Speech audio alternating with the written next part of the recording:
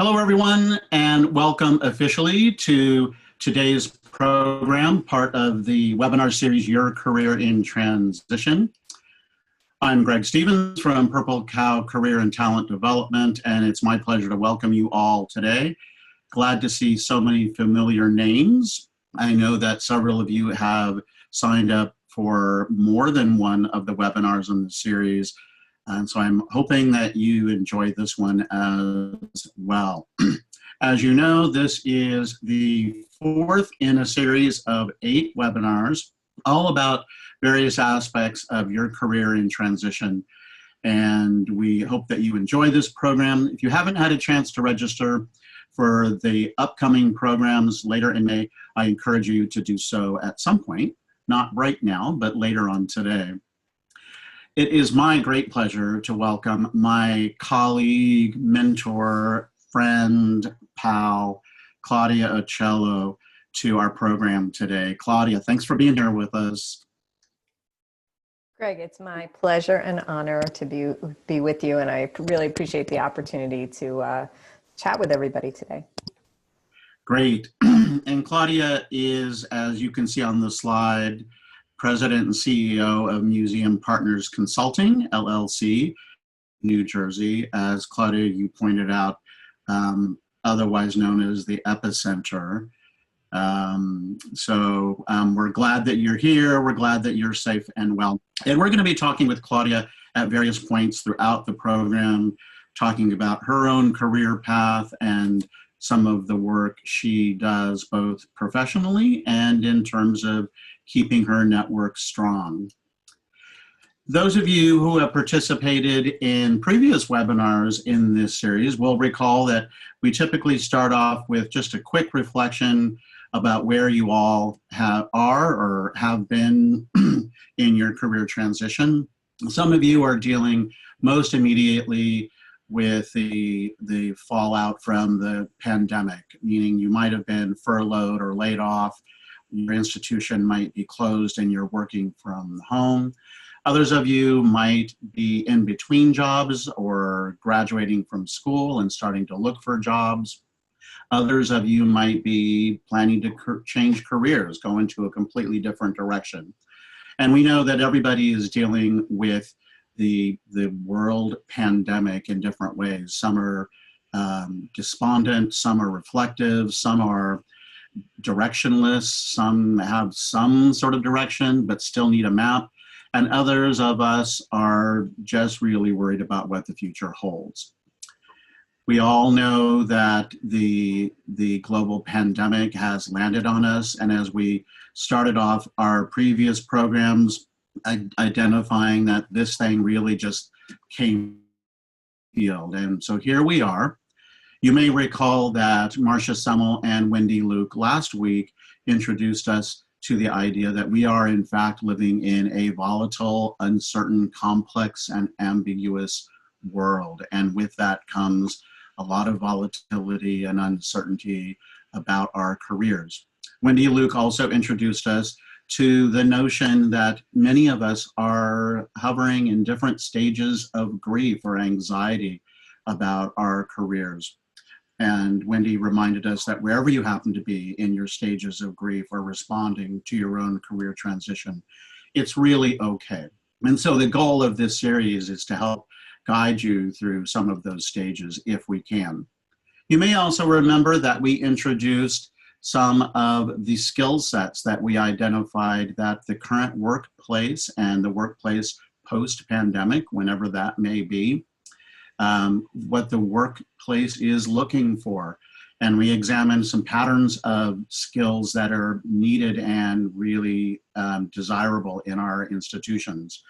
Some of them being critical thinking and problem solving, creativity, collaboration, data fluency, adaptability, and flexibility. So these are all things to keep an eye on as we move forward in our career transitions. And we also talked about personal brand, your personal brand being who you are and what you believe, visibly expressed by what you do and how you do it.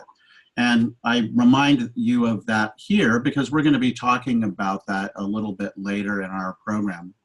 We brand characteristics and how important it is for you to be distinctive, relevant, and consistent in everything that you do, either on the job or looking for a job or building your professional networks.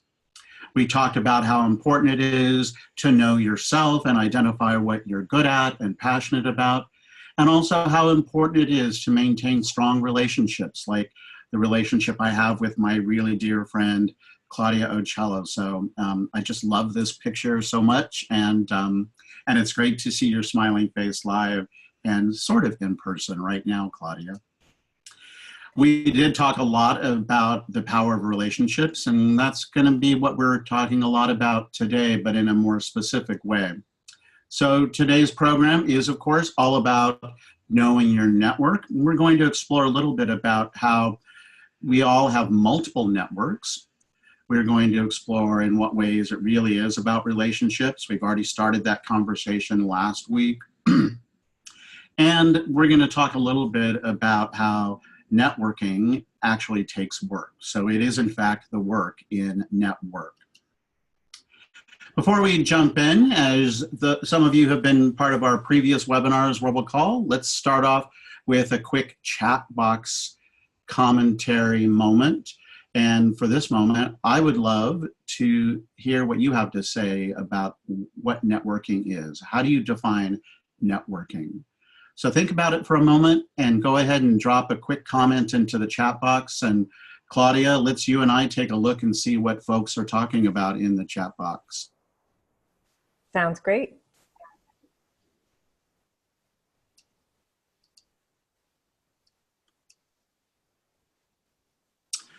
So let's see, we've got making connections, building a community. I love that, Sean.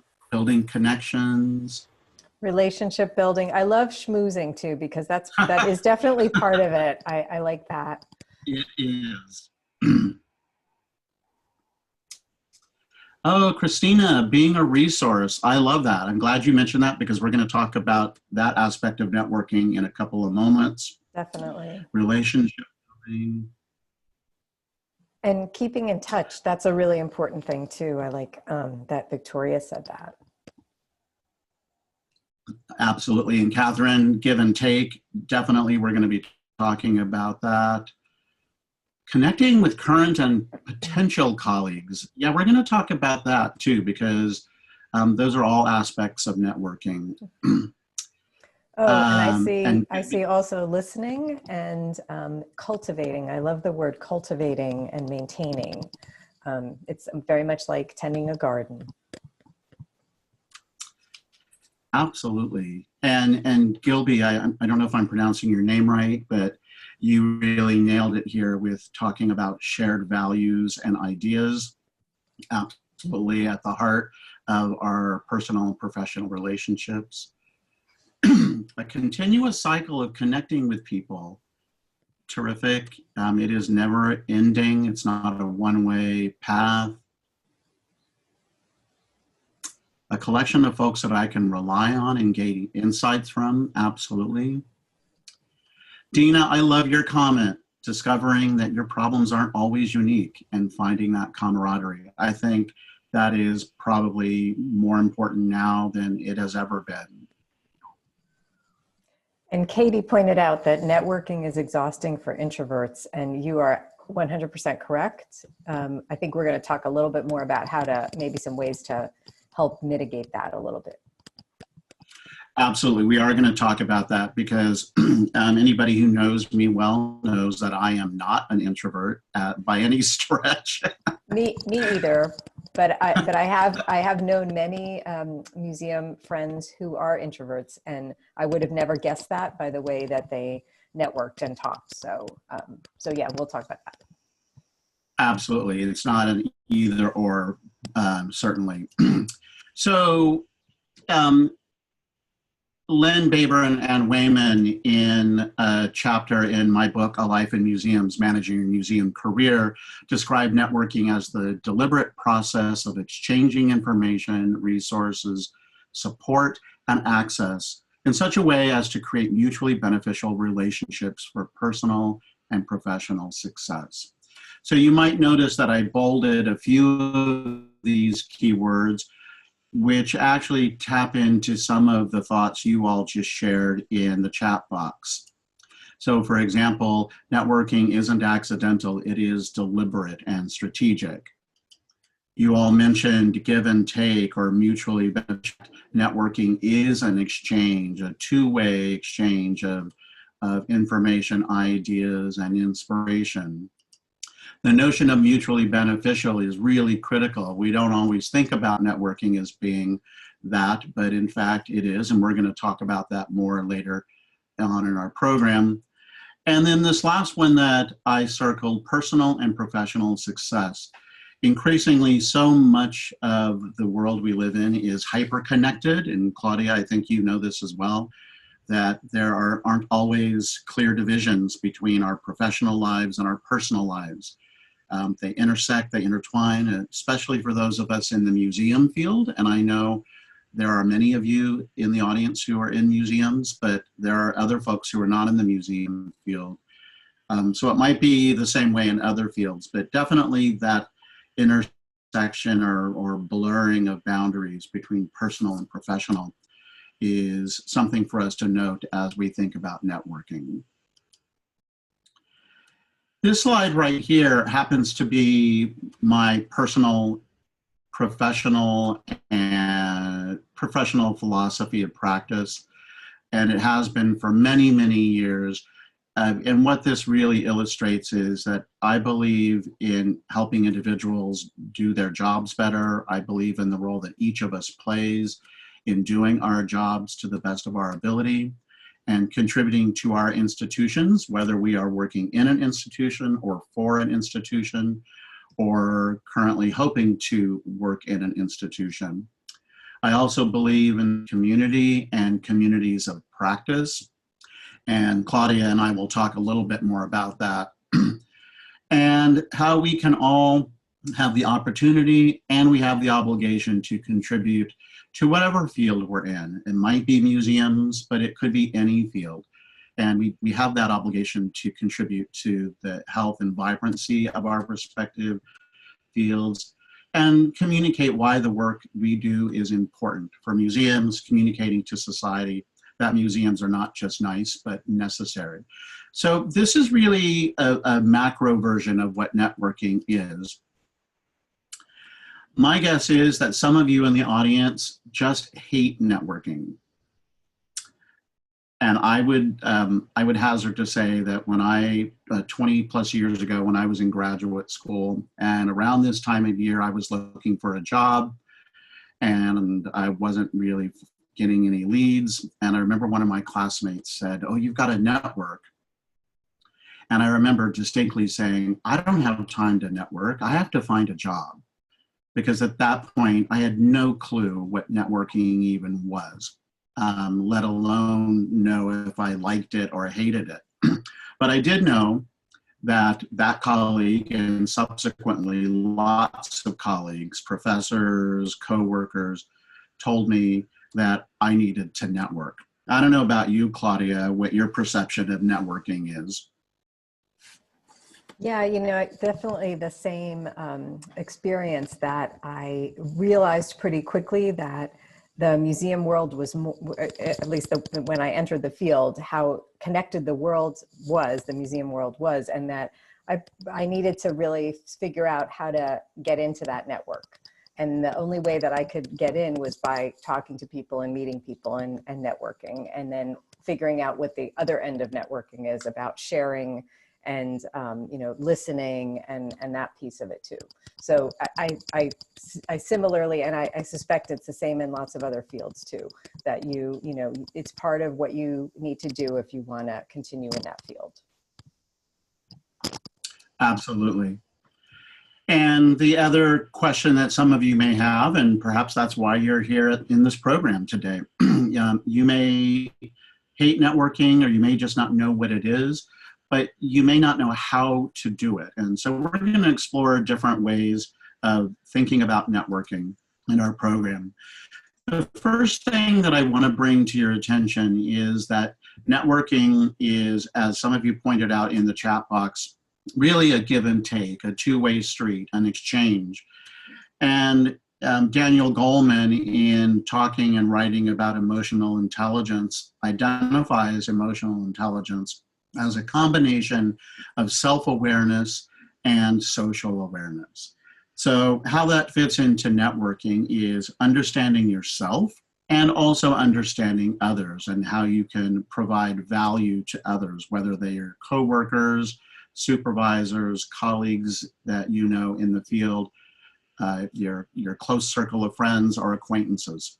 So this combination of social awareness is at the root of networking, as well as understanding who you are, your personality type, and your mindset. On the right-hand side of the screen, I put up the range of the 16 personality types identified by Myers-Briggs.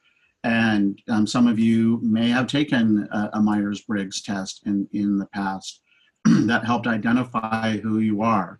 And as we were talking a little bit ago about introverts and extroverts, I wanted to pull up this slide, and I well realize that I risk oversimplifying or over characterizing introverts versus extroverts. And some of you may identify on one side of this or the other. You may be an introvert who really enjoys spending time alone, and being in crowds of people is terrifying in some ways. You might be more thoughtful in thinking before speaking and acting. You may be seen as more reserved. You may prefer working independently. Or on the other side, you might be an extrovert like me, where you gain energy in social situations. I make quick decisions. I'm generally outgoing and enthusiastic, and I thrive in team environments. I also realize, and Claudia, I think you mentioned this a bit ago, that not everybody's one or the other. In this case, you might be an ambivert. Tracy says, I think I'm both. Some of us might be both, and we might be both in different times. Claudia, I always think of you as being an extrovert, but I also know that you are very thoughtful and reserved in some parts of your life. Yes, that's true. And I think depending on the situation I may find myself in, I may feel more comfortable being an extrovert, or I may feel more comfortable kind of withdrawing and reading the room a little bit and thinking a little bit more before I actually come out and say something or speak or, participate. And, it happens even, if you go to your significant other's, a work event for them and you don't really know anybody. I might, in a normal situation, I don't mind, saying hi to people and talking to people, but there I'm more of an introvert because I'm just like, okay, I'm trying to figure out where I fit in and how to talk to people that are new to me and I don't know. Right. And I'm sure you got a number of folks in the chat box writing that they are some variation on both. And Victoria, your point is a good one. Being an introvert doesn't equal antisocial, and that isn't at all what we're saying. I think it is all situational and really derives largely from where you get your energy. We talked a little bit about, in the chat box earlier, about the give and take and the two-way street, and how this is an aspect of networking being mutually beneficial. The notion behind mutually beneficial, as my colleagues Ann Baber and Lynn Wayman mentioned, is that we all have something to give. We all have something of value to share, whether it's knowledge or expertise or informed perspective, a unique talent or a skill. And so we have the opportunity to share that with others. And others have things that they can provide to us. So part of networking is being able to strategically define what that is for ourselves and what we can offer others and what we might need from others. I should mention that for those of you who might be looking for a job, for example, this isn't necessarily about finding a job, although networking can help in finding a job. but the goal of networking shouldn't be the starting place of finding a job. So I'm going to shift gears here into something that Baber and Wayman articulate in their chapter in A Life in Museums, and that is this notion of your multiple networks, or what they call your work net, your org net, your pro net, and your life net. And how they define it, and I encourage you, if you have a pad of paper and a pen or a pencil, to maybe scribble this out, draw this matrix out on your pad, and just think for a moment, who belongs in each of these networks? As Baber and Wayman define it, WorkNet is the network of the people we work with on a. I realize that that is problematic for some of us right now, especially if you've been furloughed or laid off. But if you happen to be, for example, like I am, working from home while my day job is closed because of the pandemic, I still have to continue communicating on a regular basis with my colleagues, with the people I work with in my department. So who might those people be that you normally work with on a regular basis, or maybe those people that you are currently working with virtually? And for you, Claudia, I know as an independent professional, I know that WorkNet for you is really focused on clients, right? Yes, that's true. So I work on different projects with different museums. So my work net is usually one or two people, sometimes more, at a bunch of different places. So my work net may be a little bit bigger than other people's, depending on how many projects I have going on at the same time. Right. And, you know, one of the things that I think is important about WorkNet in the context of networking is that we are always networking, even within our work teams or our departments. We are working on projects, deliverables, whatever the work or the tasks at hand. We might other in ways that inform our org net or our organizational network. And what that suggests is that whatever organization we might be in right now, and again, realizing some of you may not be, but if you think about the organization you currently work in or role in making connections and building a network with people in your organization that you may not have direct interaction with. So, for example, Claudia, I know that you currently are an independent professional, but you have worked in several organizations. And so I'm thinking about some of the work you might have done within your teams or your department, but also how your work impacted the organizations. Yeah. So, for example, one of the projects that I'm working on now, I actually connected somebody who I had worked with in a previous organization, and you know, kind of brought them together. So to work on something, and you sometimes you just never know, you know, where the contact is going to come from, or where you're able to build a bridge or build a relationship between one net, your work net maybe, and your org net.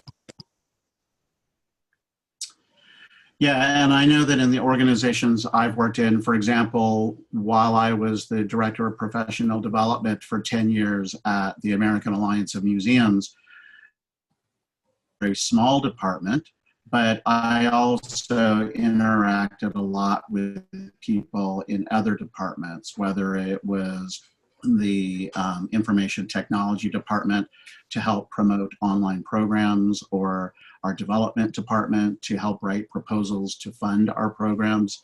So there was a lot of interaction and a lot of networking, even though we don't always think of it as networking. And so what we're encouraging you to do here is to think about those kinds of interactions as really part of your network.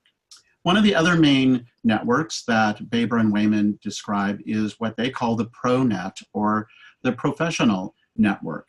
And what they mean by that is the group of colleagues out in your professional field of practice, your communities of practice, if you will. So these are colleagues that you may have interaction with normally. For example, when I came into the museum field, I came by way of museum education. So for a long time, my ProNet, or my professional network, was fairly limited to those of my colleagues who worked in museum education or visitor engagement of some sort. And Claudia, I think that that holds true for you as well. Well, I'm wondering if this is an example of ProNet. So when I lost my job in 2008, I was, kind of looking for things to do. One of the things I did was I wrote an article about my experience losing my job and kind of where I was at the time. And it got published in Museum Magazine. And because you and I we were part of the same ProNet, I guess you could say, Right, museum right. educators and just, knowing each other from the field, you invited me to do a webinar as part of AAM's, something that AAM was offering. And so I would say that, without that network, I wouldn't have been able to do that with you. Right? Is that a good example of Oh yeah, ProNet? I think that's great. In fact, that's a great example, and we're on another slide, we're going to talk more about that, but that's a great example of how one network, in this case, you and I knowing each other as museum educators, then expanded into some other network. As my network expanded into professional development for the field broadly, then you and I engaged in a different way, on a different level, in a different network. Yeah. I also know, for example, you have done a lot of work with the Educators Committee, EdCom. Yes. And so that's a great example of a ProNet. absolutely. I would say, like, anytime you can get involved in any kind of committee, whether it's like local or regional or statewide, you're interacting with a whole different group of people usually, and maybe, in different formats and at different times. And that's a great way to kind of, meet new people and gain new skills. I know somebody earlier was talking about, I'm really good at professional development, but I'm not as good at networking. Well, they're kind of almost the same. In this case, they're almost the same thing. By your joining these committees, it's a form of professional development and you're networking. Right, right. The last quadrant here, LifeNet, as the name might suggest, is your life network. The people you have in your life fall in the category of a work or organizational or professional network. These are people like your partner, your spouse or significant other, your close friends, other members of your family, the community in which you live. These are also part of our networks, and we sometimes forget that. Although I would hazard to say that since this pandemic landed on us, I've been connecting virtually with more and more of my LifeNet in ways that has been really rich and rewarding, ways that I would not have normally thought about. But that LifeNet is important as well, not only because it nurtures us personally, but in many cases it has the potential to lead to other parts of or other networks in our lives. So think about an exercise for yourself. Maybe you've been jotting some notes down, but as you leave this program today, think about who those individuals are in your various networks, your work network, your organizational network, your professional network, and your life network. And maybe make a list in each of those quadrants, and maybe even do a deeper dive and think about who those people are and why they're important, why they're in your network. Another way of thinking about networks is another concept that Baber and Wayman introduced, and that is this notion of accidents, associates, actives, advocates, and allies. So take a moment on your notepad and jot these concepts down. If you feel creative, create a graphic like I did on this particular slide. But in general, what Baber and Wayman are talking about here is in the very outer ring, we often encounter people just by accident, standing in line at the grocery store, standing in line at a Starbucks. Maybe if we were at a conference, standing in line to pick up our name badge and our tote bag and striking up a conversation. These people may or may not have anything in common with us. They may or may not ultimately become a richer part of our network, but you just never know unless you start exchanging some kind of information or ideas or just some inconsequential conversation. I can tell you that there's been a number of people in my professional career in the last 20 years where meeting somebody like that, standing in line at a Starbucks, actually led to another kind of relationship. And Claudia, I don't know if you've had anybody like that in your professional life. Oh, I'm so glad you asked, because I do have a story I wanted to tell. When I lost my job in 2008, 2009, I went to get my hair cut, and I was telling everybody, so I'm sitting in the chair getting my hair cut, and the person in the chair next to me, who I don't know, who was getting her hair cut by somebody else, was like, "Excuse me, I couldn't help it over here. I'm sorry you lost your job." She said, "My sister runs a recruiting company. I'll be happy to take your resume and give it to her, and maybe something will come of it."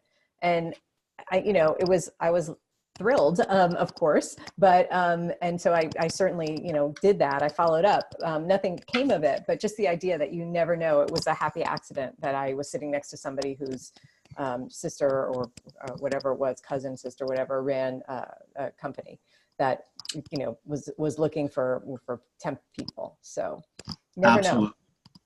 know. I don't have to worry about going to get my hair cut anymore because I do it on my own. But hopefully we'll all get back to a day when we can have those accidental meetings with people who may become part of our network. Also, Baber and Wayman talk about the notion of acquaintances. And these are people that you meet through others. So you might have a close colleague and they introduce you because there is some potential project, or maybe they're looking for somebody to be on or working on an article together. A great example of that really is Claudia, you and I have known each other for more than a decade, I think, maybe 15 years. And a few years ago, when my position at AAM was eliminated, through another colleague, and I ended up getting a teaching gig out of it, an adjunct teaching job. Yep. Which I'm eternally grateful for, because it was really the important thing at that moment. But if I didn't have that acquaintance reconnect us in that aspect, that it wouldn't have happened. That's right. And that's where this sort of like relationship thing comes into play, where it's, it's really about building relationships and maintaining them, as somebody said earlier. I'm sure we're going to get into that a little more, but yeah, through like this acquaintance, we were able to reconnect and in a different way, and it worked out for both of us. Yeah, it's great. And here we are. The next circle in is associates. And these are the people who may not necessarily be a part of your workplace, but people with whom you engage as part of a group or a committee. So, for example, Claudia, I mentioned your work, your longstanding work with the Educators Committee of the American Alliance of Museums, but also a new network that you helped foster, the Independent Museum Professionals Network. So both of those are examples of associates. I wonder if you might talk about those for a minute. Sure, yeah. Being a part of the Education Committee of American Alliance of Museums was fantastic for me, because you meet colleagues from all over the country. And also just the fact that through those colleagues, I was able to learn more that enabled me to then form this other committee, which is now this Independent Museum Professionals. We have our own network because there are many of us out there, and we wanted to have a voice at the table. And yeah, I mean, I another example I think of what you're talking about with associates is I belonged to a yoga studio, and you know, when I was telling everybody how I had lost my job, one of the people in my class was actually a business owner, and he said, "You could come work for me for a little while in sales." And I'm like, "I don't know anything about sales." And he's like, "I'll teach you." And he said, "You could work in the back. You know how to deal with customers. That's what you do in the museum, right? Like, you deal with people." And that's what I need. That's really what it's all about. So yeah, associates are a great way to, you know, kind of expand and grow your network, but also your skills and your, you know, your professional career, your development, and even just your, you know, your friends and acquaintances. Absolutely. And from those people in that group of actives, we often, excuse me, of associates, we often get to what we call actives. And these are the people, as the name suggests, who are actively engaged in the work we do, whether producing a webinar like this, Claudia and I working together on this program, or me co-teaching a class, or me collaborating with 39 of my colleagues a number of years ago on the book that we wrote, A Life in Museums, Managing Your Museum Career. These people were all part of my active. Just inside the active network is what we call advocates. And these are the colleagues, and you probably know who these people are in your life, who are advocates. People who know you, they know your reputation, they know what you're good at, they know what you're passionate about, they know what your values are, they know you personally perhaps. And these are people who will be advocates for you in whatever ways you might need them. So for example, when my position at AAM was laid off, I immediately reached out to an inner circle of my colleagues to let them know what happened, but also to reach out for their support.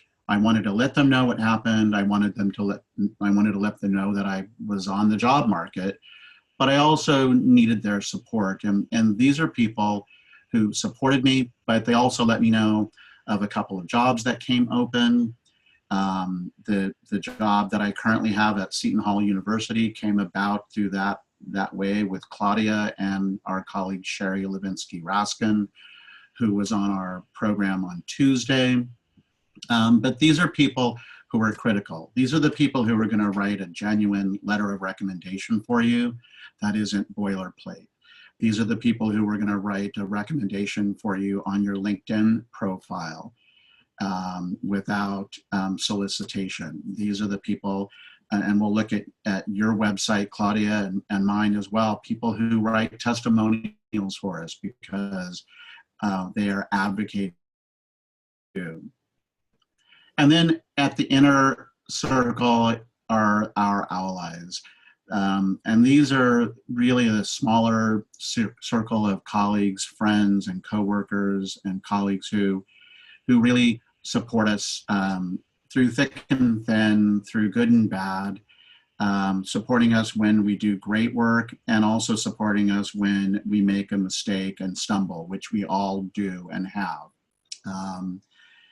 So I think about all of these together. One of my critical colleagues who went from accident to allies over the course of a few years, we heard from in our first webinar in this series, Wendy Luke, who is my mentor, dear friend, and co-editor of our book.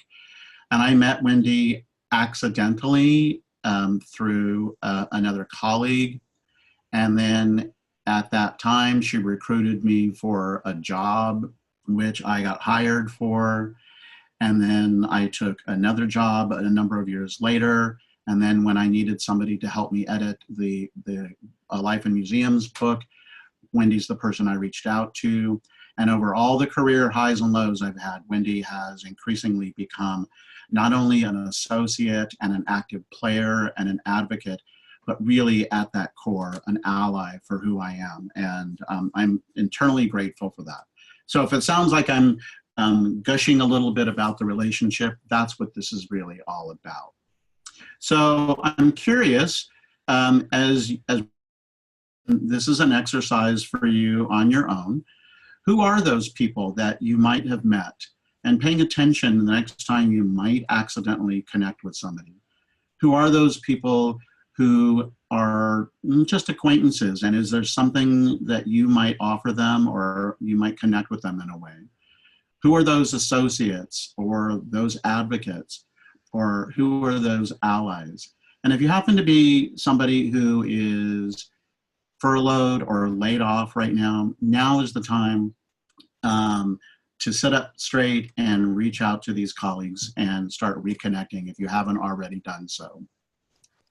And Greg, I was going to say, this maybe I should tell my story too about the Rolodex and how I moved that forward.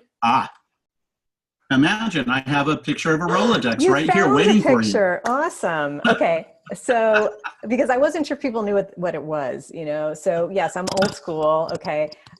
So when I started working at the job that I got laid off from, the full-time museum job, I started working there, and I had taken my Rolodex, which looked, I have to say, that looks a lot like it.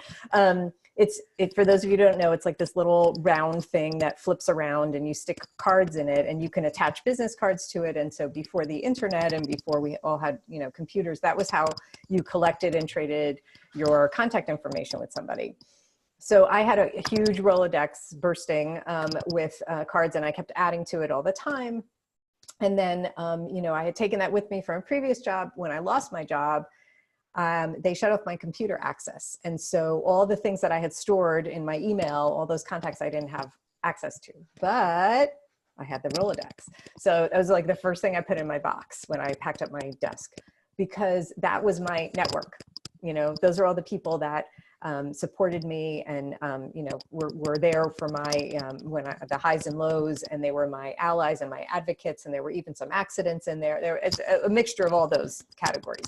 So the first thing I did one of the first things I did when I got back to my house was I sent out a mass email using that Rolodex to people. And I said, listen, I just lost my job.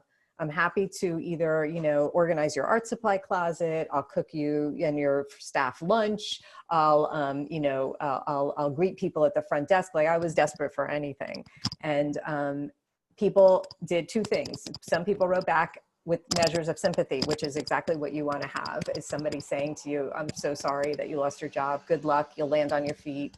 We think you're great. You need those. And that helped a lot.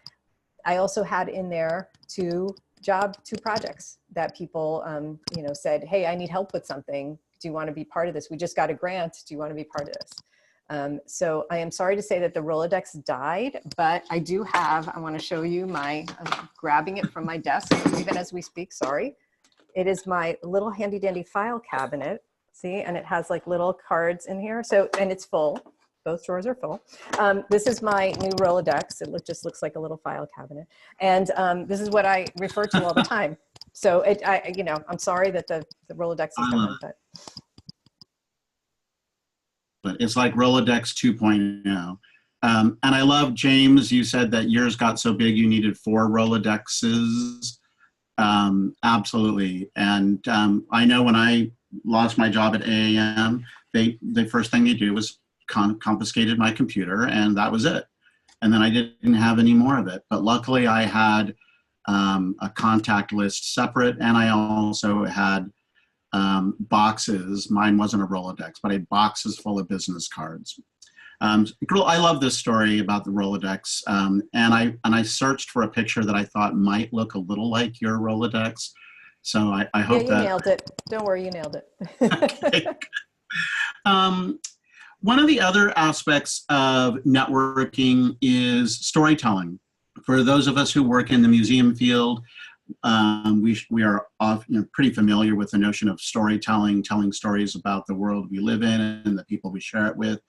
Now is the time to get personal with your storytelling. Some of you may know it as an elevator speech, but this isn't strictly speaking about crafting that elevator speech, although you could do that, and many people have done that. But this is about getting clear with yourself about your skills and talents and expertise, what you're passionate about, what you like doing, your hobbies, and what you have to offer others. You just never know what's going to stick with people. And when you are engaging in a networking situation, whether it's virtually over Zoom or one-on-one with somebody in FaceTime, or back to normal, whatever that is, where we're actually able to go out to have coffee or go to conferences, go to meetings and such. This is an opportunity now, while you've got some downtime, to really think about those things and hone it into a story that is compelling, whether it's an elevator speech or a nice story you tell. So I really emphasize that. So as you think about another exercise, what is your story? What's the story you tell other people about who you are, what you're good at, what you care about, what you like to do, and what you have to offer others? Because that offer, that generosity of spirit, is what gives you the return on your investment.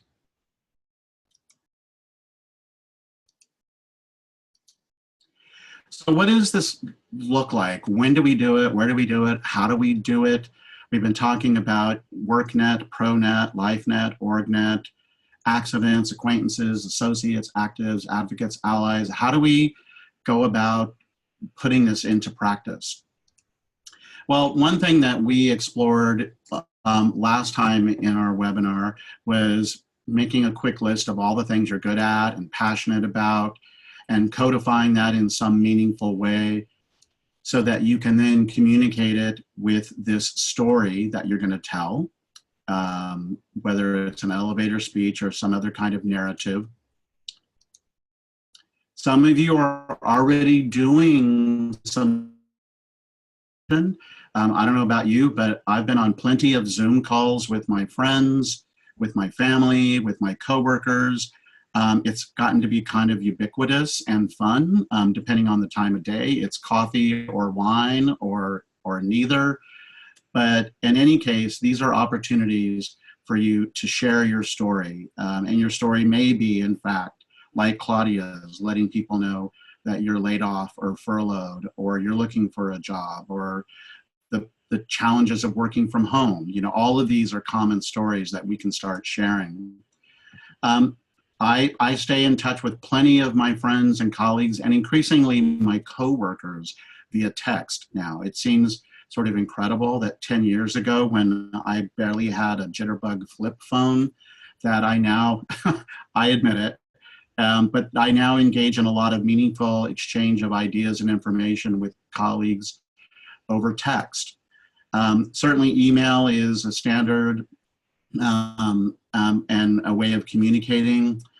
And FaceTime, some of you, in fact, I was on a FaceTime call this weekend, and it felt practically old-fashioned compared to what we're all doing with Zoom. And so these are just ways that you can tell your story. You can also tell your story in a variety of ways online, through Facebook or LinkedIn, Twitter, or Instagram. We talked about this a little bit last time. And what this means is that what you post, how you post, what you choose to share or like or retweet, how you go about defining on your pages. So for example, here's just a smattering of my various pages over the last few years. The great thing about online platforms is that they can change. So the first thing I did was to get a professional headshot, so that's part of the image I want to portray. Another approach I took and have recently landed on is using a word cloud to define who I am in terms of teaching, coaching, training, and leadership, because I wanted to be about that part of my story. And as I mentioned, 3 years ago, when my position was eliminated at AAM, I set about launching Purple Cow Career and Talent Development because I am passionate about career coaching. I'm good at it. It's something I love doing. I've been doing it a long time. And well, here we are in this webinar. So these are just ways that I tell my story. You can see, if you go to various pages, you'll see how people define themselves in their bios. Career coaching, curriculum design, training and facilitation, dynamic and passionate leader, career coach, teacher, facilitator, whatever makes the most sense for you. But there's also a personal side. For example, on my Facebook, on my header, I've got the Washington Nationals World Series champions because I'm a Washington Nationals fan, and I know that there are some folks in this audience who are Washington Nationals fans. And those people I go to games with, when I used to go to games with them, are part of my life network. And even the way I communicate about this particular webinar series on various platforms is part of my story that I tell. Claudia, I pulled up a couple of images from your website. I didn't really go into depth on your website, but what compelled me was, here's your brand. This all came about after you lost your job back in 2008.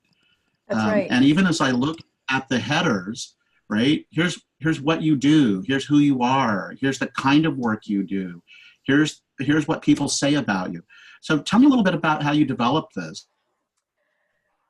Yeah, so I did pretty much what you had said before in terms of like thinking about what I liked to do and what I thought I did best, and figured out 4 areas that I felt comfortable consulting in. One of which I felt was I needed to build up a little bit more. And you know, consulting for me was going to be like, oh, you're going to do this for like until you find your full-time job, and it actually turned into my full-time job. You know, I was able to form a company. The logo that you see, I actually like bartered with a friend of mine who does graphic design. I said, look, I can't really pay you, but I'll cook you dinner. And I cooked her dinner. I think I bought her a bottle of wine, and she was thrilled. And she, you know, made up the logo for me. The tagline that's underneath is something that took me a little while to come up with, but I'm really excited about it because I really feel like it's my brand. It's who I am. The engaging audiences, empowering staff. I feel like that encompasses all the work that Museum Partners does. Did I answer your question? Oh yeah, absolutely. Okay. I think it's a good example, and some of you may have websites already. When I was setting up my Purple Cow website and thinking through what I wanted to say, I, like you, Claudia, reached out to a colleague of mine I knew from AAM, who had been a graphic designer at AAM years and years ago.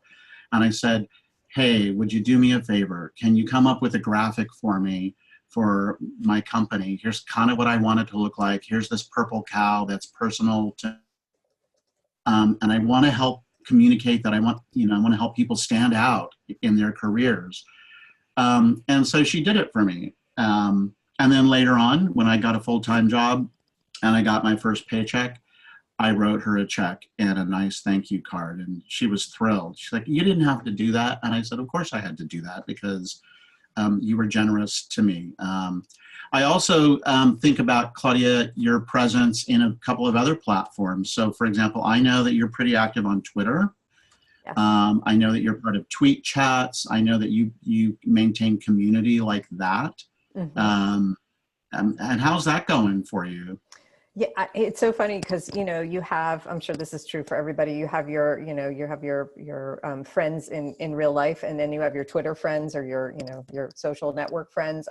So there are people that I feel really connected to on Twitter that have really never really met in real life, or maybe have only met once. But I think that's still a great way to network. And there are people who I otherwise probably never would have connected with, but we either we're both part of the same chat on Thursday nights. It's Museum Ed Chat. Thursday, 8 to 9 East Coast time. It's usually every Thursday, although sometimes people have difficulties to keep up, to keep doing it. But yeah, I think, having an online presence is just like a whole nother dimension to being able to network.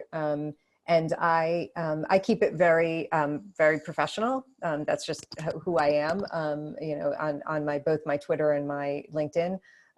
But people who know me know, there's other facets to it, but I keep it, I keep it kind of the professional. I am a Mets fan, so we just won't go into that though. No, we'll never be able to go to a ball game together. Never. So I want to just reintroduce this concept that I shared with you earlier about my philosophy of practice. I've held on to this for about 10 years because I think it really communicates a lot, and I encourage you to think about it as you're networking for yourself, but also for your institution or the kind of work that you are doing or want to be doing or might be in between doing. Definitely, as Claudia and I have talked about, communities of practice and building strong relationships and supporting the work we do more broadly in our respective fields.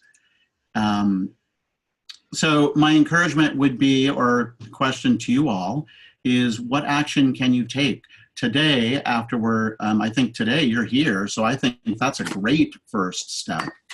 But what might you do later on, or tomorrow, or by this week or this weekend, next week, next month, before the summer, during the summer, whatever your time frame is? I really encourage you to get strategic and specific. That's kind of where we started, being deliberate and intentional, because it's not going to happen if you just wait for it to happen.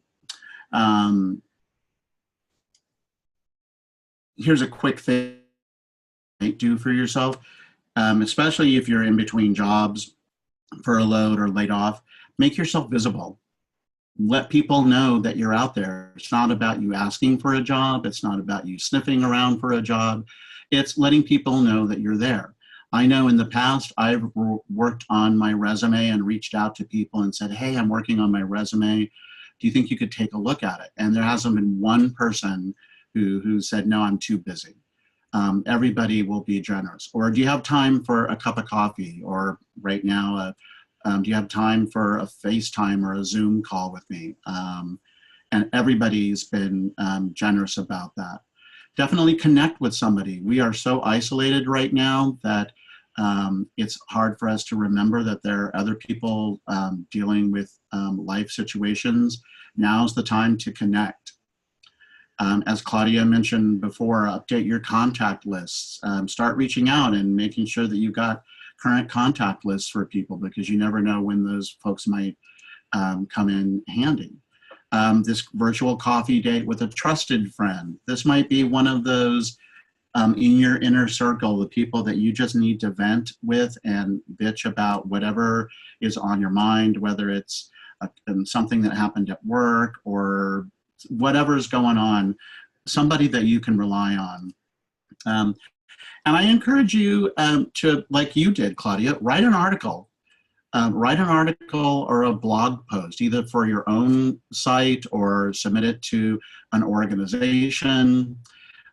This is part of getting yourself visible, and also while you remind others of all the things that you are good at and are talented at and believe in. As Claudia mentioned, join a committee, volunteer. I'm one of the hand raisers of the universe. I can't help it. I'm on the board of the Mid-Atlantic Association of Museums. I'm also a part of another museum studies network. I raise my hand a lot because I truly believe that we have the opportunity and the obligation to raise our hands, roll up our sleeves, and actually do something, even if it currently happens to be virtual.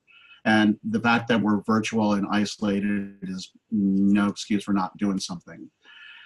Present at a conference. I think that's a great opportunity. I know, for example, the Mid-Atlantic Association of Museums this fall, their conference is going virtual. It's going to go online. So they're looking for session proposals. Here's your opportunity to do that. Update your resume. Later on in the series, we're going to talk about resumes.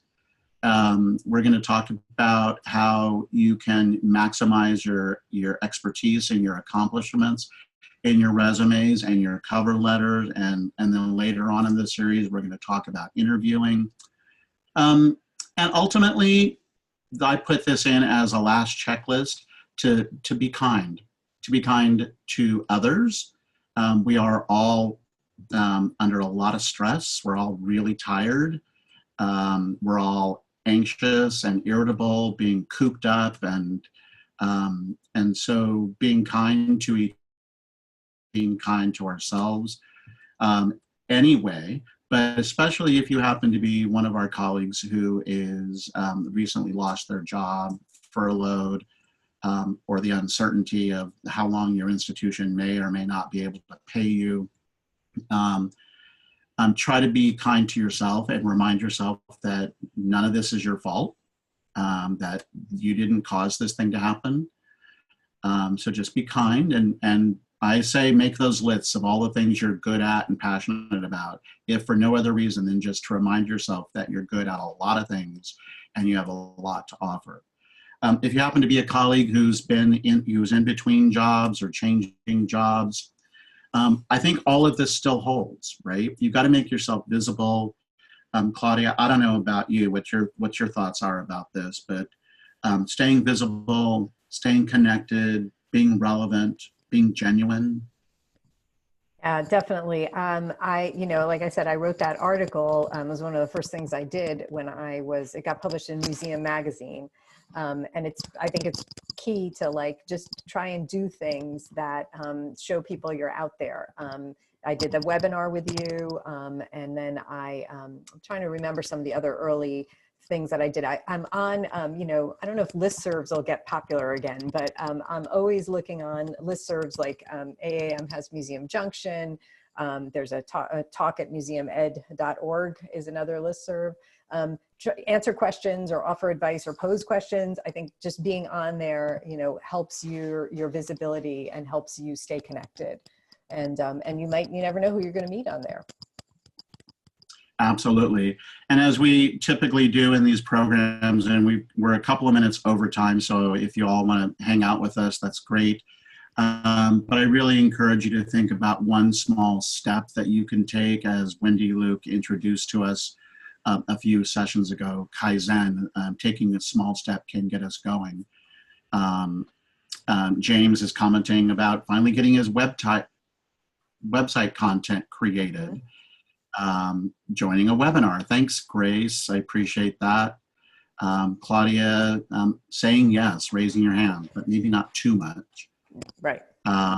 So we're going to take a moment to take a look and see what your comments are in the chat box. But if you would, as we do with all of our programs, I would love it if you would take a moment to provide us some feedback about this program. I just launched a poll. It'll take just a couple of seconds. So while we're doing that, what can we... I was going to actually put, Greg, if it's okay with you, I'll put my email again in the chat box. I don't know if you have it up on the slide or anything, but I'm happy to, if somebody emails me, that's the best way to reach me. We can set up a time. I'm happy to talk with you more about either anything about networking or about, if you just want to tell me your story about how you lost your job. I've been there. I can empathize. I'm happy to be part of, helping you build your network. Sometimes I might know somebody that I can connect you with. So I would, I'm gonna type that in while people are responding.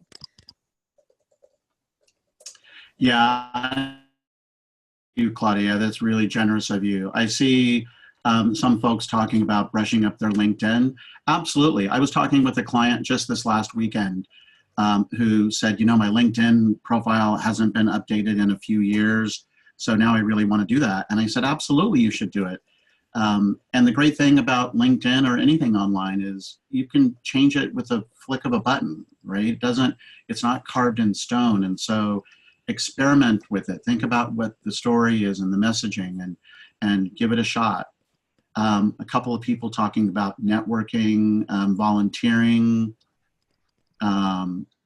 Sean, helium hand, somebody who raised his That's a perfect description. I'm using that from now on. Thank you, Sean. Yes, that's awesome. Um, Other thing to do, get yourself invited to virtual happy hour with Greg. You're very kind, James. Thank you. What Sean is doing about working on articles for like a historic church's blog and a podcast for another local museum, those are great. Like small little, this will get you noticed, your name will be there.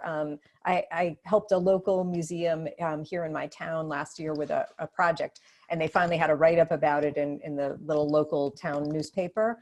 And one of my neighbors, saw it and noticed it. So, the word gets out. You never know what these little small projects are gonna lead to. And I see also that Catherine writes that you were rehired today. Congratulations. Congrats. That's wonderful. Yay. So you'd be calling your supervisor. Remember, your network, right? Your supervisor is part of your work net and your org net. And then also letting people outside in the world know your great news. We all could use some good news, of course. LinkedIn, yeah, a lot of really good comments here. So for a moment, I know that somebody asked if I would put the to-do list back up. So I'm going to do that very quickly here. And we have a question from Tamara or Tamara. I'm sorry if I'm pronouncing your name wrong. Once you've started the conversation with someone in your network, how do you keep the conversation going? Yeah, it's about that maintenance and sort of follow-up. I've had this happen where somebody will, talk to me and then, I don't hear from them ever again. And that's fine. But if I want to continue that relationship, sometimes, you need to reach out to that person, or you may just, make a note to yourself, put in your phone or your calendar, like, oh yeah, let me follow up and see how, so-and-so's project turned out, or, it's fine. I don't mind like cold calls. I don't mind doing those. I don't mind receiving them. And, I think that's a way you can, start the conversation, and then to keep it up, you just have to remind yourself to do a follow-up. And you also have to remind yourself to say thank you. Yes. Yeah. Really critical. If you're going to reach out to somebody to ask them for half an hour of their time to talk or to look at your resume or something, then you need to remember to say thank you. I've actually had some situations where folks have reached out, and I'm pretty generous. But if I don't get a thank you back, then it's logged in my invisible black book forever. Right? Yeah, I mean, it really just takes a minute. Bonus points if you actually do it on paper with a stamp and you put it in the mail. Like, I personally love that, but I'm fine with it online too. But yeah, there was another question, Greg, that came in. A couple more questions. Anyone have tips for networking when you're a loner or socially awkward? Yeah, I'm happy to start the conversation, but Greg, you should jump into that. I think I try to, it's hard to make that first sort of comment, but I try to find something that I would want to talk about with that person. So sometimes at a conference, I go and I sit next to somebody who it's always nice to sit with your friends, but I try to sit with somebody who I may not know. And I may comment on something like, hey, what'd you think of the last or the keynote speech, or hey, that's a great, bag. Where did you get that? Just kind of, that kind of thing. Or where are you from? What brings you here? Another one somebody told me is, so what do you do when you're not at a conference? Or, what do you like to do when you're not at a conference? So you could say something like, I knit, or I sew, or whatever. That's a tip that I would suggest. What do you think, Greg? Well, something else that I've observed, as some of you know, I direct a graduate program in museum professions at Seton Hall University. And like all universities this semester, because of the pandemic, we all migrated to online teaching. So no more in-person classes this semester. And I've done a lot of online programs, so this wasn't a challenge for me. But for a lot of my students, it initially was a bit of a challenge, not just because of the technology, but because the distance, the virtual barrier of being, I'm here in my office, you're in your living room or bedroom or whatever. And so we're connected, but not connected. And then what I realized through that experience and also through various Zoom calls with group calls with some of my friends and colleagues, for those of my friends and colleagues and my students who are introverted, very not comfortable communicating in groups, this actually has been a pretty okay situation for them because it allows these individuals to still have some independence and some level of distance, but still connecting, right? And I wouldn't have thought that, but I've observed it over the last 6 weeks now, almost 2 months. And pretty consistently, the people, for example, in my class who might not have spoken up very much at all, are actually much more active and engaged in an online environment. So I think it's an opportunity that we might not have thought was an opportunity, but here it is. So if you're one of those people that it might be really difficult to engage, maybe try it out. And James says that you've got the same kind of situation. And indeed, it does give the introverts and other folks a chance to really shine. Another question, Greg. In this virtual world, this is from Elizabeth, what's the best way to meet someone you think would be a good network person? Some people don't like cold calls or emails. Yeah, cold calling or emails is always a challenge. So for example, if you're gonna look up somebody on LinkedIn, and lots of people do, generally you, depending on how people have their settings, you can see their contacts or their connections. So I would definitely look at that and see if there's somebody that you might have in common, some name that is familiar to you, that you might feel a little more connection with, and perhaps go that route instead of a direct cold call. So I've had people directly cold call me or email me.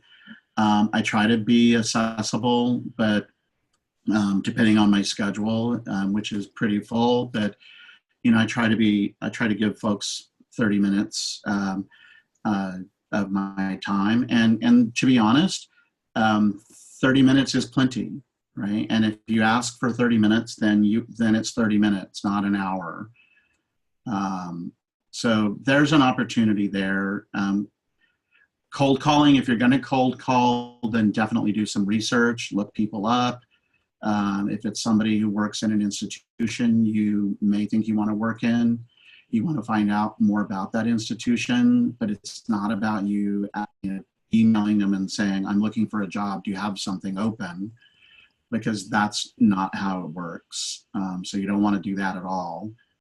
But you could reach out to them and say, I'm working on my resume and I wonder if you might take a look at it, or I'm interested in working in the Natural History Museum. I wonder if you might tell me a little bit about what it's like. Mm-hmm. So it has to be kind of in the side door approach. And I'm always more likely to connect with somebody on LinkedIn if they say to me, I attended your webinar with Greg. Oh, okay, that's where you know me from, rather than just, I want to connect with you. Well, I don't, where'd you find out about me, or I was looking at your website and you have some projects that I would really like to know more about. Just give me a little context, that really helps me understand kind of why you want to connect. And, to me, that's a cold call, but it's at least providing a little bit of a background. Yeah, I think the context is essential. Yeah. I know we're over our time, but I do want to, Claudia, of course, thank you again for being here and being part of this program. Certainly thank you to the Mid-Atlantic Association of Museums and the Virginia Association of Museums for being such great partners. And thank you to all of you for being part of this program today. And for those of you who have been part of the whole series, I certainly appreciate it. Quick reminder that our program on Tuesday is all about deep diving into job postings. So it may not seem like the most attractive topic right now, but there's a skill to it, and we're going to talk about what it looks like. If you haven't registered for the other programs in the series, I encourage you to do it right now while there's space available, because these we are getting full. And with that said, I want to leave with a little bit of levity, a cartoon I found on Instagram from the New Yorker just this morning that I thought was a good bookend to the Gary Larson cartoon at the front. So hopefully you're not feeling too stressed out like the dinosaurs were back in the old days. With that said, thank you so much for joining us. I'm Greg Stevens on behalf of Purple Cow. Have a terrific day. Bye, everybody.